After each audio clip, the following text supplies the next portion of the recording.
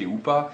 C'est pas forcément de savoir quel État est sous cette loi. Ce qui est intéressant, c'est d'abord de savoir qu'un gouvernement a pensé à cette chose-là, a pensé que peut-être dans une situation d'effondrement, le citoyen pourrait être obligé, forcé, poussé à se défendre, et que les forces de l'ordre ou l'armée ou tout ce qui concerne l'État ne pourrait ne plus assurer cette défense personnelle. Ce qui est intéressant aussi, c'est de voir que par exemple la Californie a adopté cette loi, alors que la Californie, généralement, on peut pas, c'est extrêmement difficile par exemple, le port est impossible en Californie.